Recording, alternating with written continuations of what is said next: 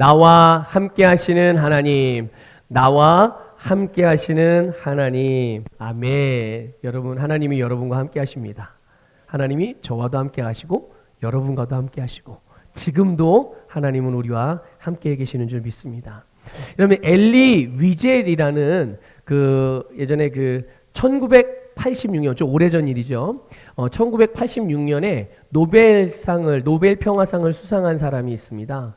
엘리 위젤이라는 사람이 나잇이라는 책을 썼어요. 나잇. 이게 뭐냐면 이제 밤이라는 뜻이에요. 밤이라는 책을 썼는데요. 그 안에 본인이 본인이 목격하고 경험한 그런 하나의 일화를 적은 내용이 있어요. 그게 뭐냐면 1944년에 이 사람이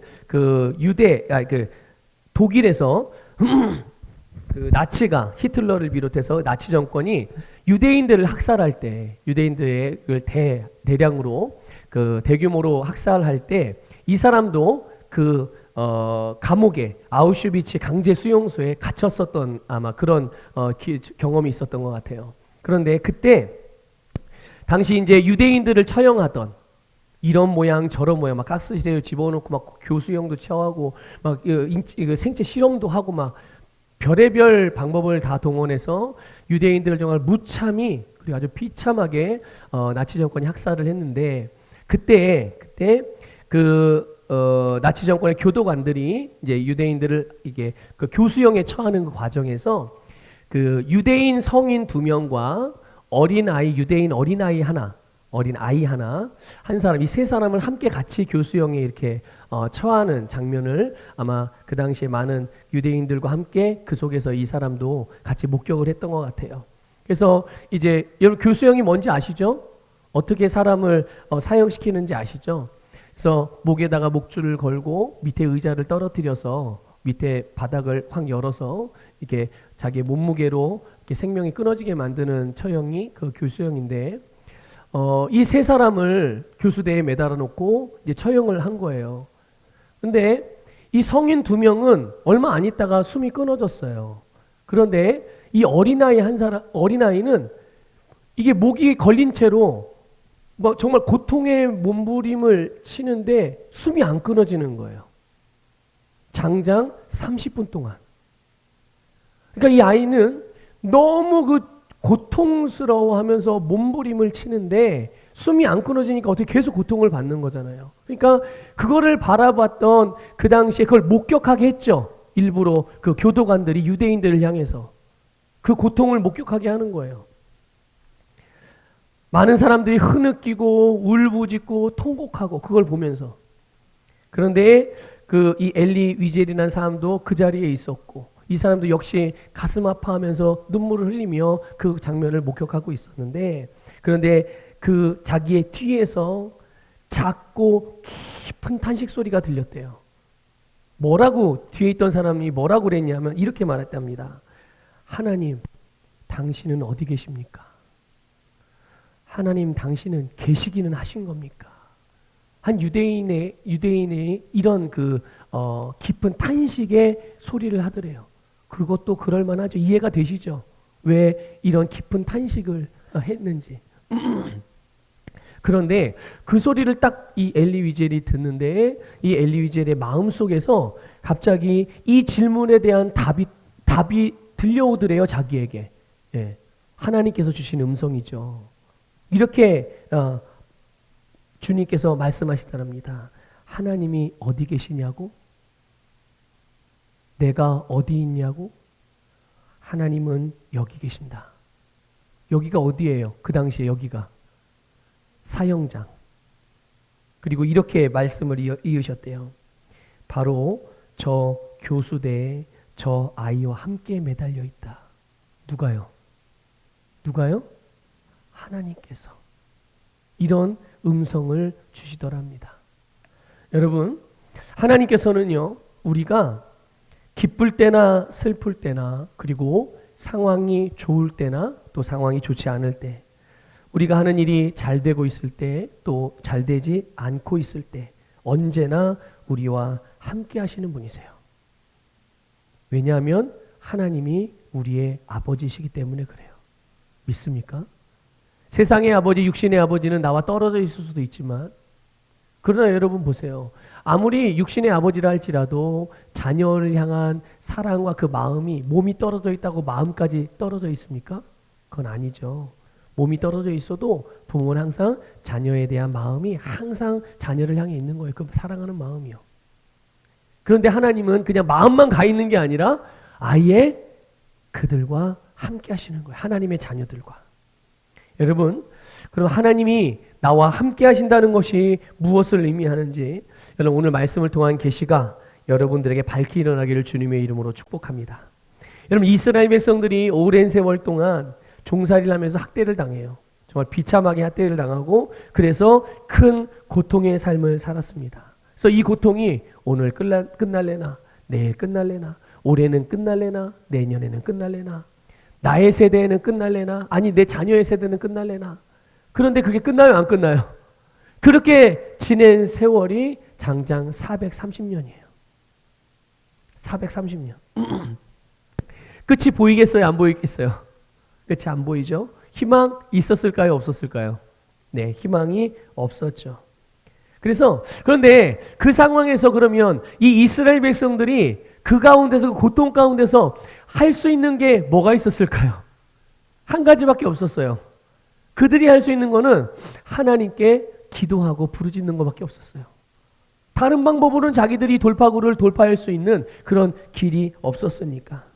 그래서 그들은 하나님께 부르짖고 하나님의 도우심, 하나님의 구원을 위해 기도하기 시작했어요. 여러분, 하나님이 이 기도에 응답하셨을까요? 안 하셨을까요? 하셨을까요? 안 하셨을까요? 뭐 너무나 당연하죠. 하나님은 하나님의 백성의 기도에 무조건 응답하십니다. 믿습니까? 네. 여러분이 하나님께 기도할 때 여러분의 기도에 100% 응답하신다는 것을 믿으시기를 주님의 이름으로 축복합니다. 아니, 하나님이 100% 내 기도에 응답하는데 기도 그러면 하는 게 손해예요? 안 하는 게 손해예요? 안 하면 안 할수록 손해인 거예요. 반대로 하면 할수록 우리에게는 득이 되는 거예요. 복이 되는 거죠. 하나님이 이스라엘 백성들의 고통에 몸부림치며 기도하는 그 기도를 들으시고 응답하셨어요. 자, 여러분, 그 응답하신 하나님께서 이렇게 말씀하십니다. 7절 한번 읽어볼게요. 7절 읽어볼게요. 시작. 여호와께서 이르시되 내가 애굽에 있는 내 백성의 고통을 분명히 보고 그들의 감독자로 말미암아 부르짖음을 듣고 그 근심을 알고. 아멘. 여기 보면 하나님이 이스라엘 백성들을 칭할 때 뭐라고 칭하셨습니까? 애굽에 있는 누구 백성이요? 예, 내 백성이라고 하나님이 직접 말씀을 하세요. 여러분, 구약 성경에서 하나님께서 이스라엘 백성을 향해서 내 백성이라고 한 거는 이제 여기가 처음이 나오는 거예요. 구약성의 이 부분이 처음으로 하나님이 이스라엘 백성들을 향해서 내 백성이다라고 말씀하신 부분이거든요. 그런데 여기에는 굉장히 중요한 의미가 담겨 있죠. 그거는 뭐냐 하면 바로 하나님이, 그러니까 이스라엘은 하나님의 백성이면서 동시에 그렇다면 반대로 말하면 이스라엘 백성들이 하나님은 이스라엘 백성들의 하나님이라는 사실이에요. 하나님이 누구의 하나님일까요? 우리의 하나님이기도 하지만 여러분, 나의 하나님인 거예요. 이것을 꼭 믿으시기를 축복합니다. 한번 고백합시다. 하나님은 나의 하나님입니다. 네, 그렇습니다. 여러분의 하나님이세요. 하나님. 여러분의 하나님은 어떤 분이세요? 그러면 한번 여러분 마음으로 고백해 보세요. 나의 하나님? 나의 하나님은 이런 하나님이에요. 저는 여러분들에게, 우리 성도님들은 이미 아시고 계시겠지만, 저는 하나님을 나에게, 목사님에게 하나님은 어떤 하나님입니까? 라고 묻는다면 저는 첫 번째로 말하는 하나님은 이런 하나님입니다. 하나님은 나의 목자십니다 라고 고백을 해요. 저에게 있어서, 저 개인적으로 나의 하나님은 내 인생의 모든, 태어남부터 지금까지 모든 것들을 모든 길을 인도하셨고, 모든 것들을 공급하셨고, 모든 것들로부터 보호하셨고, 지키셨고, 일으키셨고. 그래서 저에게는 하나님은 목자세요. 목자세요. 자, 여러분의 하나님은 어떤 하나님이세요? 여러분의 심령으로부터 한번 고백해 보시길 바라요. 어쨌든 이 하나님이 이스라엘 백성이 하나님이라는 거예요. 그 말은 다시 말하면 이스라엘 백성들은 하나님의 소유가 됐다는 거예요. 여러분 물어볼게요. 만일 이것이 여러분의 것이라고 한다면 이게 너무 좋은 거예요. 아니 금덩어리라고 해봅시다. 이게 여러분의 건데 누군가 와가지고 이거 빼앗아 가려고 그러면 어떡하겠어요? 어떡할래요? 여러분 금덩어리가 이만하다고 생각해보세요. 이거 가격으로 따지면 얼마나, 이거 금괴보다도 큰 거거든요. 이 정도 크기면 두껍고 무게도 더 나갈 것이고. 어떻게 하시겠어요? 누가 와가지고 그거 뺏어 가려면 아주 손모가지를 부러뜨려 놓을 거예요. 자, 근데 하나님은 어떠시겠어요? 하나님은 하나님의 소유, 하나님의 백성, 하나님의 자녀 빼앗기시겠습니까? 해를 받도록 그냥 놔두시겠습니까? 고통에 몸부림치도록 그냥 내버려 두시겠냐고요. 하나님이 당신의 백성들의 고통에 대하여 가만히 보고만 계시지 않는다는 거예요. 이것이 내 백성이라고 말씀하신 이 한 단어에 들어있는 의미 중에 너무나도 중요한 의미인 거예요. 그래서 어떻게 해요? 하나님이 역사하는 거예요. 하나님의 백성들을 위해서, 하나님의 자녀들을 위해서. 그래서 7절에서 이거를 하나님께서 이 세 가지 동사로 표현했어요. 뭐라고 표현했습니까? 내 백성의 고통을 분명히 보고. 누가 봤다는 거예요? 네, 하나님이 보고. 그들의 부르짖음을 듣고. 누가 들으셨다는 거예요? 하나님이 듣고. 또 그 근심을 알고. 누가 알았다는 거예요? 하나님이 하셨다. 하나님이 우리를 보고 우리의 부르짖음, 신음소리를 듣고 그리고 우리의 근심을 아신다. 여러분, 우리는 여기서 하나님이 우리와 어떻게 함께 하시는지를 알 수가 있어요. 하나님은 당신의 백성들의 고통을 보시고 그들의 모든 형편, 그들의 처한 상황, 그들이 당하는 어려움과 고난을 아시는 줄 믿으시기를 축복합니다. 여러분, 지금 우리가 살아가는 이 세상이 그냥 살기에 녹록한 그런 세상이 아니에요. 여러분, 우리 연세 많으신 분들에게 한번 여쭤볼게요. 여러분들이 젊으실 때, 20대 때, 10대, 20대, 30대 때 그때 살던 삶과 지금 살아가는 삶, 언제가 더 살기가 쉬웠어요? 언제가 더 살기가 편했습니까? 편리한 거 말고 언제 더 살아가는 삶이 단순하고 또 내가 하는 대로 뭔가 열매를 거두고 또 마음이 편하고 언제가 더 그렇죠? 바로 더 옛날이 그런 거예요. 항상 과거는 항상 그렇습니다. 과거는 항상 그런 거예요. 근데 지금 매스컴이나 여러 전문가들이 나와서 하는 소리가 뭐예요? 앞으로 경기가 좋아진다, 나빠진다. 그래서 어떻게 해야 돼요? 대비해야 된대요. 지금 우리나라도요. 여러분 국민연금 잘 내고 계시죠? 그게 얼마 있다 고갈된다네요. 저 같은 사람은 이거 내야 돼요, 안 내야 돼요, 그러면? 저는 나중에 받지도 못할 것 같아요. 이대로만 가면 받지도 못할 것 같은데. 예? 물론 대책이 분명히 있을 건데. 예. 자, 이런 세상을 우리가 살아가고 있어요. 그럼 이렇게 이 세상을 지금 현재를 살아가고 있는 이렇게 정말 너무나 빠르게 변화된, 그거 쫓아가지도 못해요. 일반 사람들은요.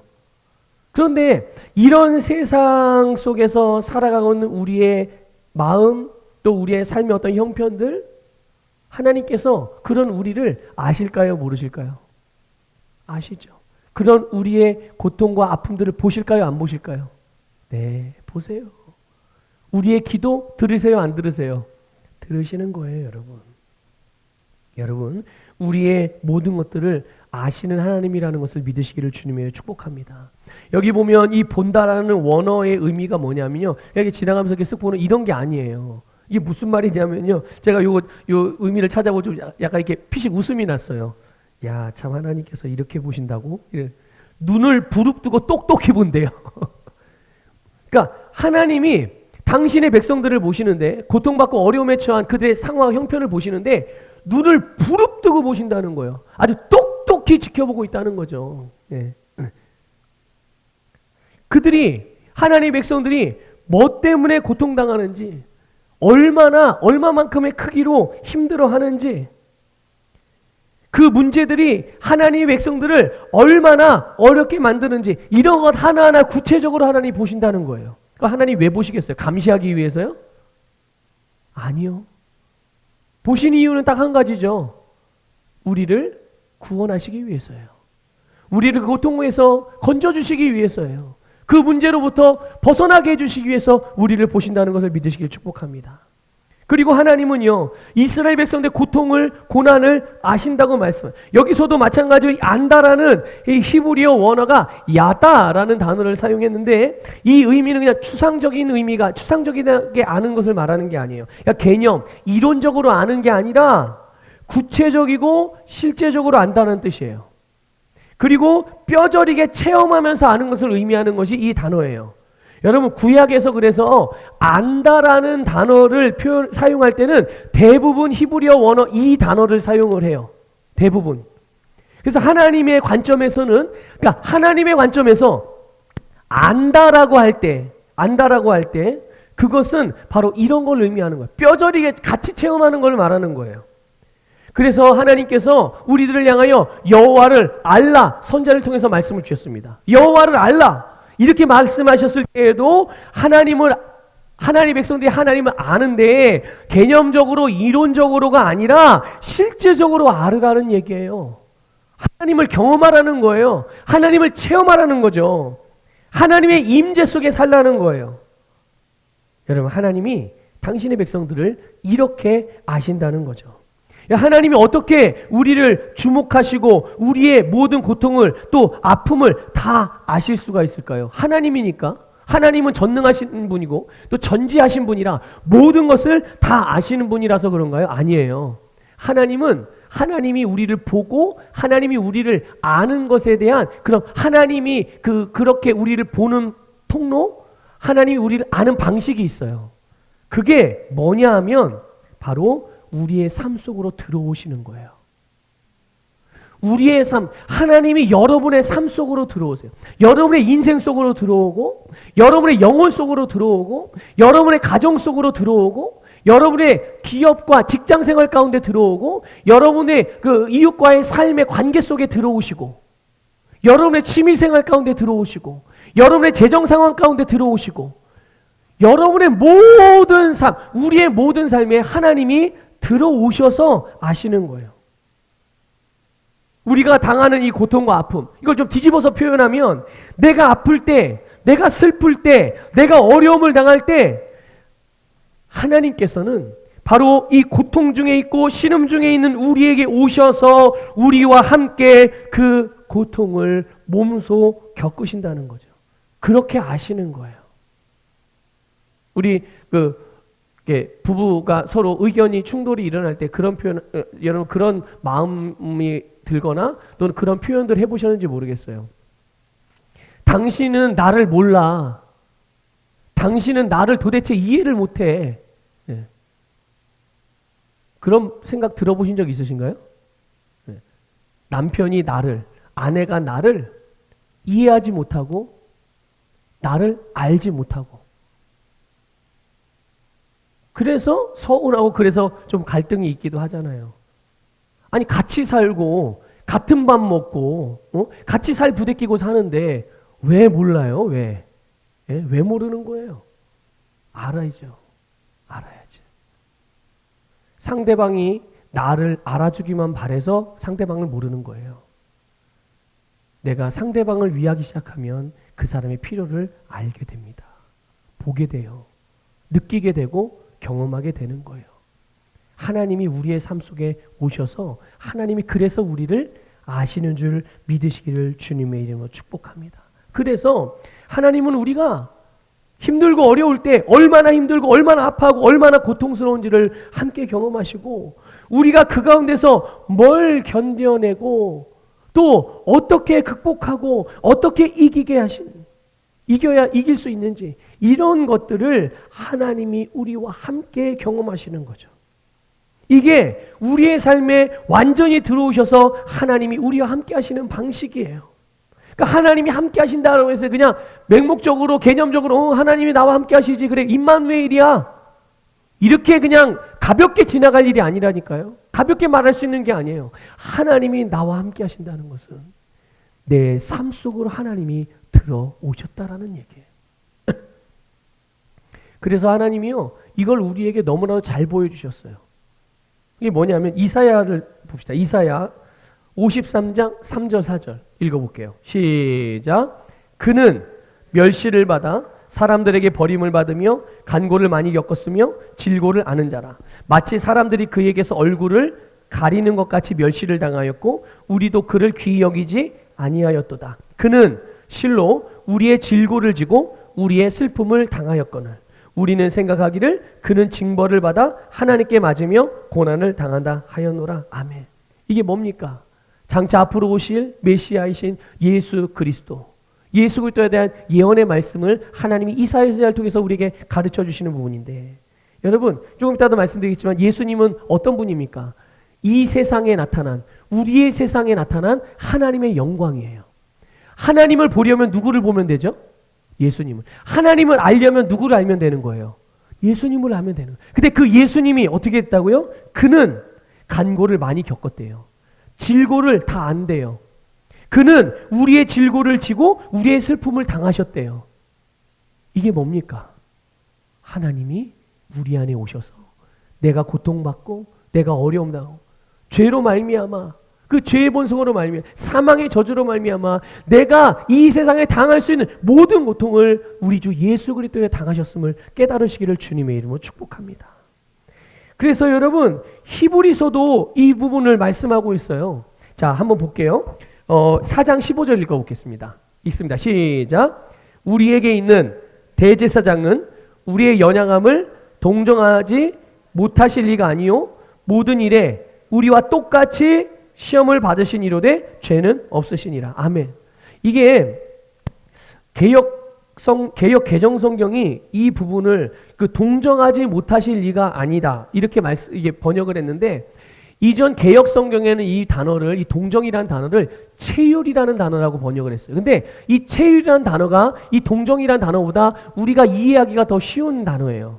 왜냐면 우리는 동정하면 어떤 생각이 듭니까? 동정하면 그냥 불쌍히 여기는 마음 정도?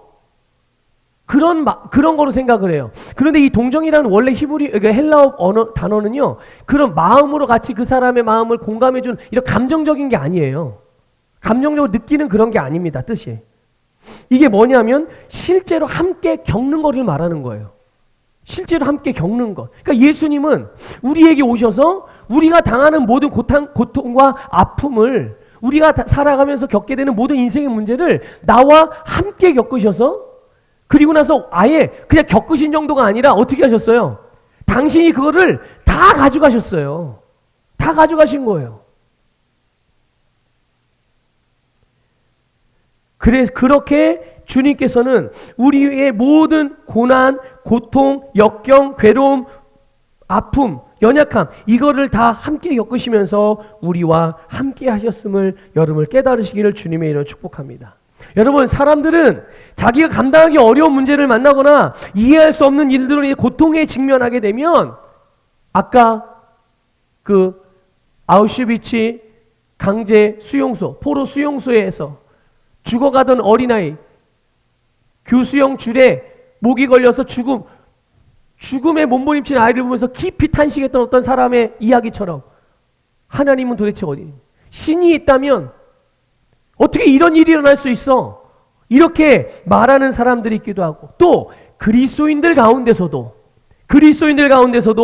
하나님이 계시다면 어떻게 이럴 수가 있는가? 이런 일이 어떻게, 하나님이 있는데 어떻게 이런 일이 일어날 수 있는가? 내가 하나님의 자녀라는데 하나님이 나와 함께 하시다면 내가 어떻게 이런 어려움에 처할 수가 있는가? 내가 이렇게 고통스러운데 왜 하나님은 나에게 아무런 일도, 왜 나는 이 문제에서 나를 벗어나게 해주시지 않는가? 이렇게 생각하는 성도들도 있단 말이죠. 그러나 여러분, 진리이신 하나님의 말씀으로 하나님이 어디 계시는지 분명하게 우리에게 가르쳐주고 있어요. 하나님께서는 우리가 고통 중에 있을 때, 어려움에 처했을 때, 고난당할 때 우리와 함께 하시는 줄 믿으시기를 주님의 이름으로 축복합니다. 우리 안에 나와 함께 살고 계시고 우리와 함께 그 고난과 아픔의 현장에 계시다는 것을 깨달으시기를 주님의 이름으로 축복합니다. 자, 그러면 하나님께서 고통받는 이 하나님의 백성들과 함께 계시면서 뭘 하실까요? 그냥 멀뚱멀뚱 그래 내가 옆에 있을게 그냥 이러고만 계신단 말일까요? 아니에요.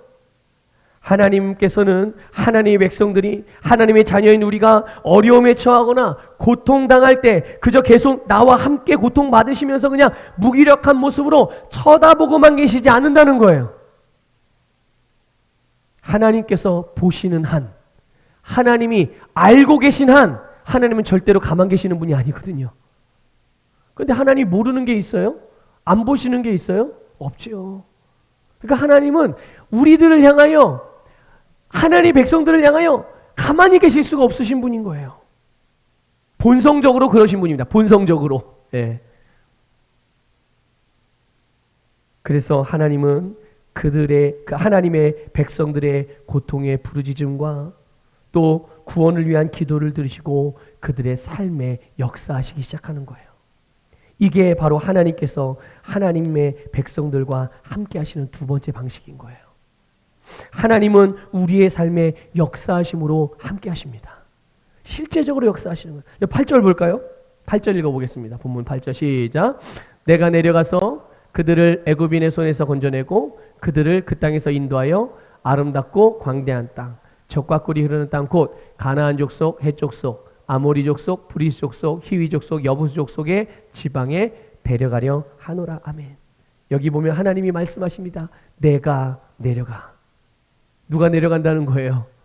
네, 하나님께서. 그 하나님께서 이 땅에 내려오신 사건이 뭡니까? 그게 바로 예수 그리스도께서 이 땅에 오신 거예요. 예수 그리스도께서 동정녀 마리아의 몸을 통해서 이 땅에 탄생하신 사건이 하나님께서 약속으로 주셨던 말씀을 성취하시는 그런 내용이라는 것을 기억하시길 바라요. 자, 어쨌든 이 하나님께서 내가 내려가겠다, 내가 내려가서 너를 구원하겠다 말씀하시는 거죠. 여러분, 이스라엘 백성들은 그들의 힘으로 그들 스스로 자기들의 운명을 바꾼다든지 자기들의 삶의 문제를 지금 해결할 수 없는 지경에 이르는 거예요. 이거는 여러분, 이 세상의 모든 사람들의 영과 삶의 문제를 스스로 해결할 수 없다는 것을 나타내는 모형이기도 하죠. 이 사건은. 근데 하나님이 이거를 아시기 때문에 우리가 할 수 있는 것이 없다는 걸 하나님이 알기 때문에 또 할 수도 없다는 걸 아시기 때문에 하나님이 이스라엘을 위해서 모든 이 세상의 모든 사람을 위해서 오늘 우리를 위해서 구원의 일을 행하신 것이라는 것을 믿으시기를 주님의 이름으로 축복합니다. 그래서 하나님은요 이스라엘 백성들을 애굽으로부터 건져내고, 다시 말씀드릴게요. 먼저 애굽으로부터 건져내고 그들을 새로운 땅인 젖과 꿀이 흐르는 가나안 땅으로 인도하시는 거예요. 이것이 바로 하나님의 구원임을 믿으시기를 축복합니다.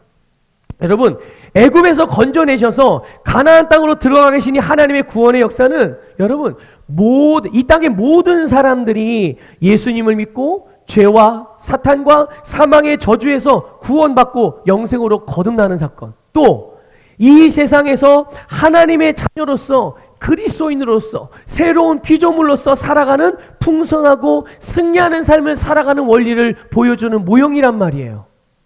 이해가 되십니까? 무슨 말인지? 예.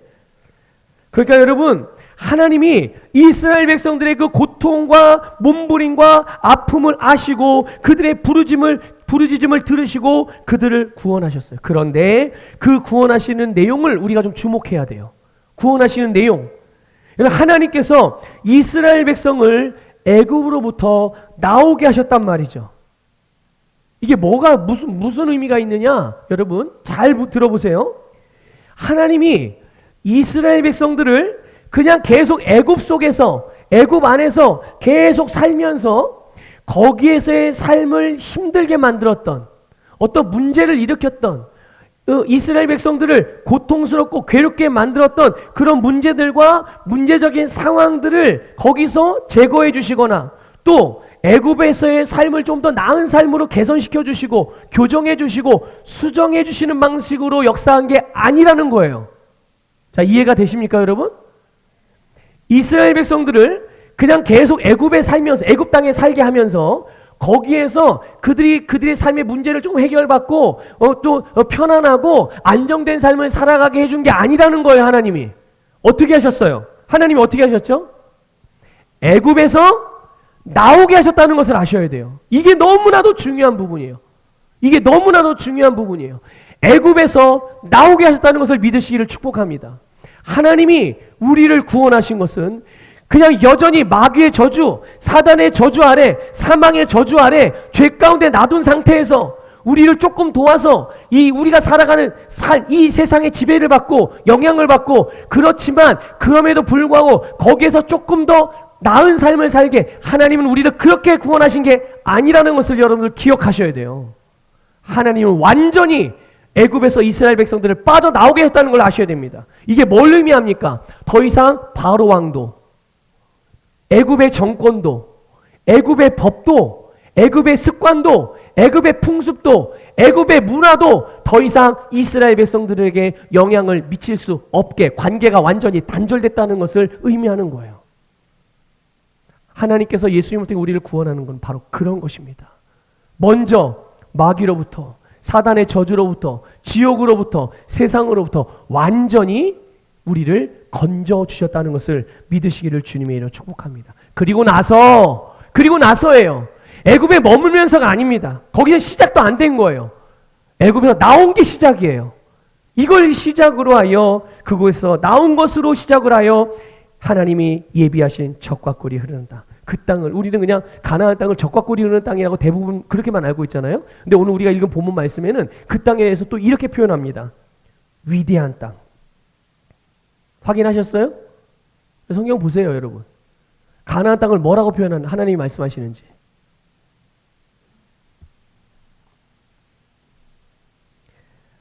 아름답고 광대한 땅이라고 말하고 있어요. 아름답고 광대한 땅이에요, 여러분. 그곳으로 인도하셔서 그곳에서 승리의 삶, 풍성한 삶을 살게 하시는 거죠.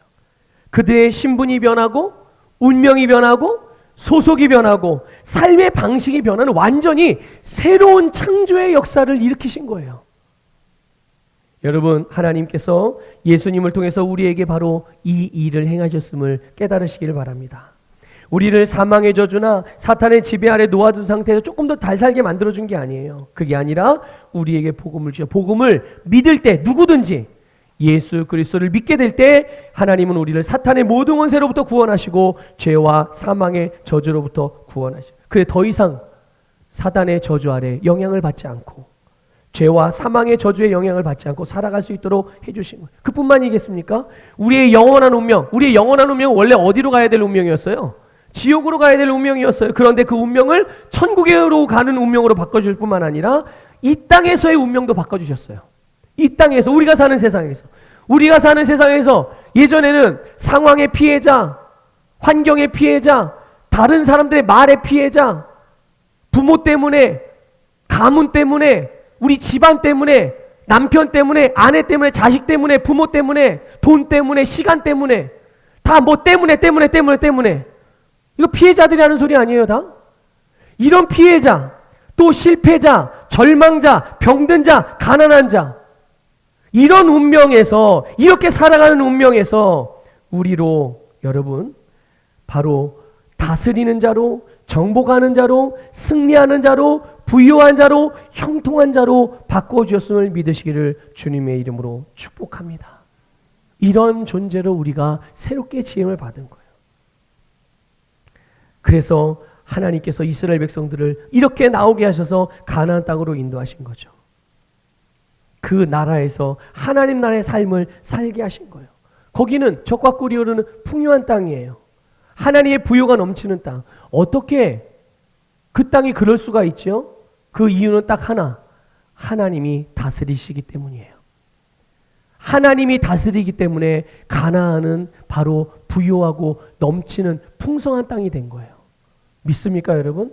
하나님의 다스림을 받는 나라, 그것이 바로 하나님의 나라. 하나님의 다스림을 받으면 그렇게 돼요.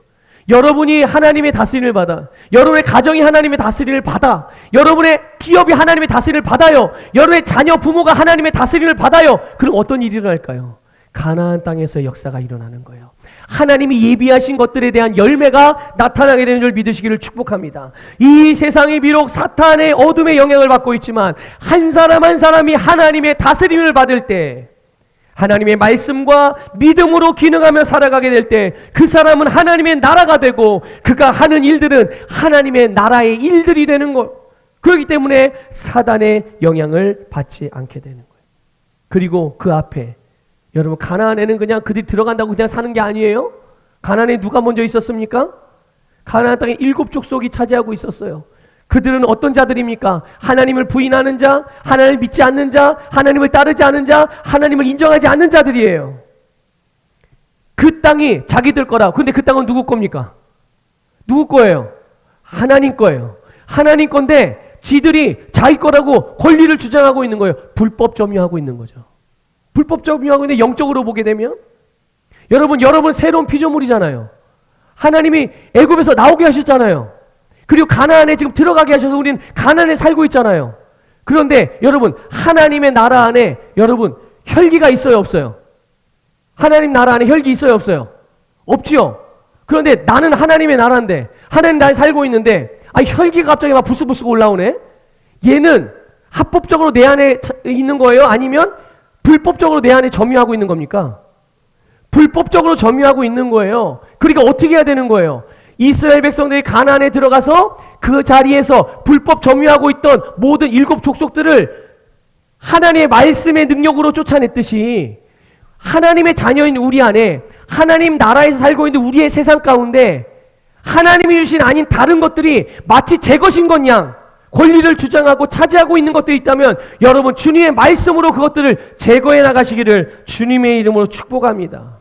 그것들을 몰아내고 하나님이 창조의 질서를 따라 내 가정을 세우고, 하나님의 창조의 질서를 따라 내 인생을 세우고, 하나님의 창조의 질서를 따라 내 재정을 세우고, 하나님의 창조의 질서를 따라 내 건강을 세우고, 하나님의 창조의 질서를 따라 내 기업과 내가 운영하는 회사와 또 내가 운영하는 삶의 터전, 내가 다니는 직장, 모든 관계, 이 모든 것들을 하나님의 말씀으로, 하나님을 예수를 믿는 믿음으로 여러분 만들어 가게 될 때 거기에서 놀라운 하나님의 열매들이 맺혀지게 되는 줄 믿으시기를 축복합니다.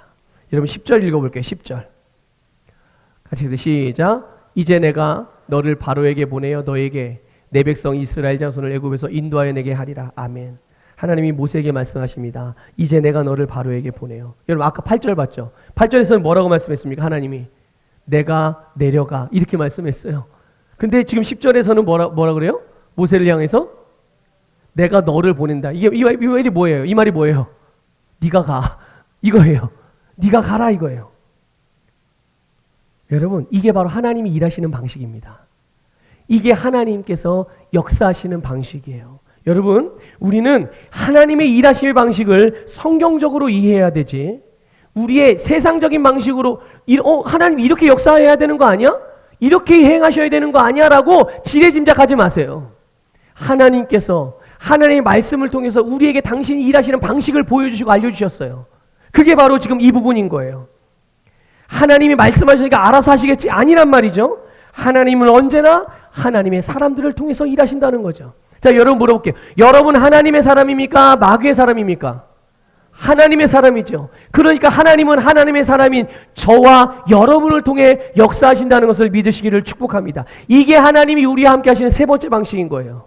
우리를 통해서 하나님의 일들을 행하시는 것. 하나님은 하나님의 사람들 통해 구원의 역사를 이루시는 줄 믿으시길 바랍니다. 그런데 이 11절 말씀에 보면요, 모세가 하나님의 명령에 대해 답을 해요. 그런데 이렇게 말합니다. 내가 누구이기에 하나님 제가 뭐라고요? 이렇게 이제 대답을 하는 거예요. 여러분 모세가 겸손해서 이렇게 말하는 게 아닙니다. 겸손해서 이렇게 말하는 게 아니에요.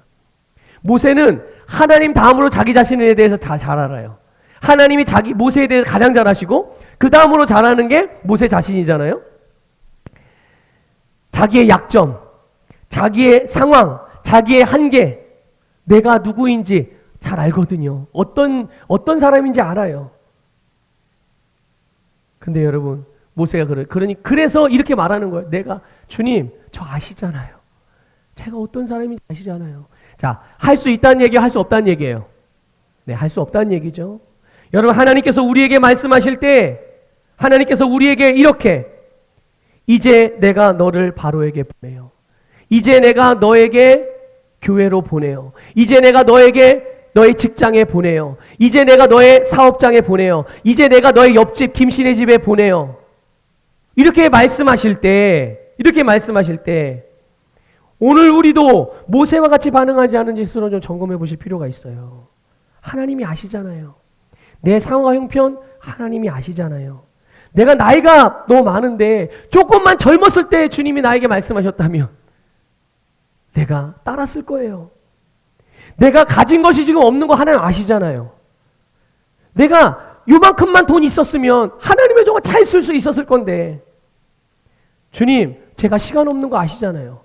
나에게 조그만 시간적인 여유가 있고 바쁘지만 않으면 주님, 제가 많이 배우지 못한 거 아시잖아요. 내가 아는 게 조금만 더 있었더라도 그걸 할 텐데 지금 내가 처한 상황이나 환경 좋지 않아서 주님, 그렇죠. 상황이나 환경을 주님 조금만 좋게만 만들어줬어도 제가 그대로 그냥 할 건데 지금은 한다 못한다? 할 수 있다 할 수 없다? 할 수 없다는 거예요. 내가 믿음이 부족해서요, 주님. 제가 믿음이 충만했더라면 그 일, 그 말씀하신 거, 그 감동주의 그냥 했을 텐데 지금 내가 믿음이 없어서. 여러분, 하나님이 이 모세의 말에 대하여 대답하신 대답을 여러분에게 주시는 음성으로 들으시기를 주님의 이름으로 축복합니다. 12절에 이렇게 말씀하세요. 내가 반드시 너와 함께 있으리라. 다시 말씀드립니다. 내가 반드시 너와 함께 있으리라. 하나님이 모세와 반드시 함께 하신다고 말씀하셨어요. 하나님은 우리와 반드시 함께 하십니다. 하나님은 이것을 위해서 예수 그리스도를 보내셔서 예수 그리스도로 말미암아 우리에게 이 일을 완성하셨어요. 앞으로 이루어질 일이 아니에요. 완성하신 줄 믿으시기를 주님의 이름으로 축복합니다. 그래서 거듭난 모든 그리스도인들 안에 우리 안에 하나님의 영이신 성령님이 거하시고 주님의 하나 예수 그리스도께서 우리 안에 거하시고 나와 함께 사시고 나와 함께 느끼시고 나와 함께 행하시고 나와 함께 움직이신다는 거죠. 여러분, 여기에 더 이상 뭐가 필요해요? 하나님이 나와 함께 하시는데 뭐가 필요합니까, 여러분? 하나님이 나와 함께 하셔도 아직 100억이 필요하세요? 하나님이 나와 함께 하셔도 아직 더 시간이 필요하세요? 하나님이 나와 함께 하시는데 내 건강이 뭐 더 건강해져야 돼요? 하나님이 나와 함께 하시는데 내가 더 많은 것들을 배워야 돼요? 아니요. 하나님이 함께 하시면 하나님으로 모든 것을 충분 조건이 다 채워진 거예요. 모든 필요 충분 조건이 다 채워진 것임을 믿으시기를 주님의 이름으로 축복합니다. 여러분, 진짜 중요한 것은 우리의 시선과 마음의 중심이 자기 중심이 아니라 하나님을 향하는 거예요. 주님을 바라보는 것이고 그분을 믿는 것이고 그분을 신뢰하는 거예요. 아니, 하나님이 함께 하시는데 못할 게 뭐 있어요? 하나님이 함께 하시는데 내가 가지 못할 장소가 어디 있습니까? 하나님이 함께 하시는데 내가 주님을 위해서 하지 못할 일이 뭐가 있어요? 여러분, 하나님이 우리에게 아무리 능력을 주시고 능력의 말씀을 주시고 음성을 들려주시고 막 초자연적인 역사들이 막 내 눈앞에서 막 이게 나타나고 저게 나타나고 막 눈앞에 펼쳐진다고 하더라도 우리 자신이 하나님의 말씀에 믿음으로 반응하여 움직일 때 말씀을 따라 행할 때 그 결과 열매를 보게 된다는 것을 기억하시길 바랍니다. 아무리 하나님의 능력을 내 눈앞에서 막 번쩍번쩍하게 보여주셔도 내가 그 주님의 말씀을 믿지 아니하고 믿음으로 따라 행하지 아니하면 그냥 보는 것으로 끝나는 거예요. 그건 내 거하고 나하고는 상관이 없게 되는 거죠. 그러니까 누구께 되는 거예요? 그거는 마귀고 아니요, 마귀께 되는 게 아니에요. 그것을 믿는 자, 그것을 믿고 따르는 자들의 몫이 되는 겁니다. 우리 서북의 모든 성도님들이 이 모든 열매를 다 받아 누리는 주인공들이 되시기를 주님의 이름으로 축복합니다. 하나님은 우리의 모든 것을 아세요. 우리의 부르짖음도 들으시고 우리를 구원하신 분이세요. 어떻게 해요? 우리로 믿음으로 말씀을 따라 행하게 하심으로요. 우리에게 감동하시고 우리에게 주님의 마음을 부으시고 주의 말씀을 주셔서 우리에게 그것을 행하게 하심으로, 그래서 하나님이 우리와 함께 일하시는 거예요. 우리와 함께 역사하시는 거고, 그래서 우리가 그 말씀을 따라 믿음으로 움직이기 시작할 때 거기에 바로 가나안에 하나님이 예비하신 위대하고 광대한, 아름답고 광대한, 그리고 적과 꿀이 넘치는 이런 풍성하고 다스리고 정복하고 승리하는 삶의 열매가 나타나게 되는 줄 믿습니다. 여러분 모두가 그런 삶을 살아가시기를 주님의 이름으로 축복합니다.